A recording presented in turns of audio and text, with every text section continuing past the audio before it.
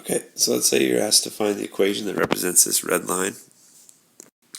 One thing we could do is recognize that all of these are linear equations. They are all in slope-intercept form, so you can figure out what the slope is and what the y-intercept is. Okay, if this is something you haven't heard before, you're going to want to skip to the end part of the video, because then we can look at a few different methods of finding out what equation goes with this graph.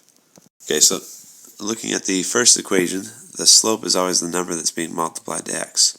So the slope in my first equation is 2.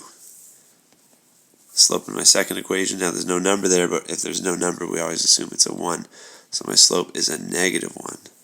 For the third equation, again, I have a slope of 2. Okay, and for a y-intercept, the y-intercept is negative 3 for the first one. There's nothing here, so that's a 0 for the second one, and it's a 3 for the third one. What the y-intercept is, it's the number where our graph crosses the y-axis, the up and down axis. So let's look at the y-intercepts. We have a negative 3, we have a positive 3.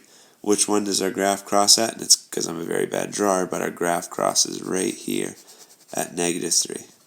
So actually we're done, we have all the evidence we need. It should be the first equation. That's going to be the one that's our line, but here's why. When you graph a line, you start at the y-intercept. In this case, the first line is negative 3. And then you use the slope to find out how much more you go. We said our slope was 2. In fraction terms, that's 2 over 1. And the slope always tells you how much you rise and how much you run. Okay, and one important point, these two things are the same, because if you divide something by 1, you haven't changed it. So this tells us how much we get. This tells us how much we go up. This tells us how much we go over. So we said we start right here at negative 3. We go up 2 and over 1. Up 2 and over 1. Up 2 and over 1. We can see that's following the pattern.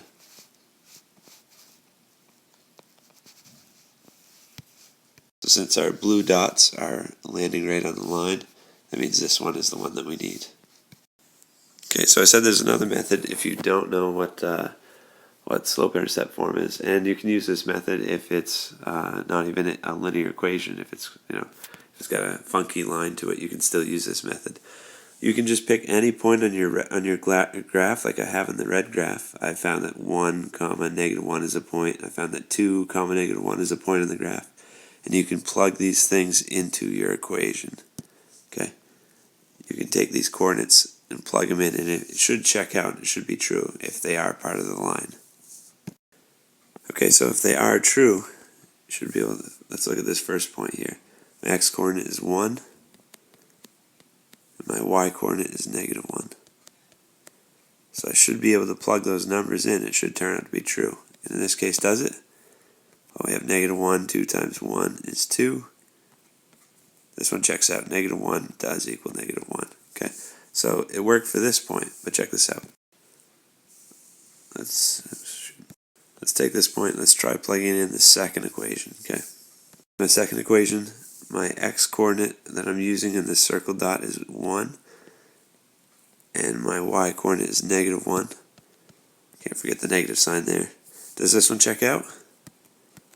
Yeah, it does. So it worked actually for both of these equations. Which one would we choose according to this method? We still don't know. So that means you always have to try 2 or 3 points just to make sure. If it's a linear equation, if it's a straight line, you just need to check 2 points. And if 2 points work, then you know you've got the only solution. And if you were to do the same thing I did with 2, negative 1, you would see it only works for this one. If you check both of these, you'd say this one works for both of these two. However, this one only works with this equation. Okay, so try out a few points. If you're using this plug in and check method, you got to make sure you try more than just 1 point, because there could be a coincidence like we saw here.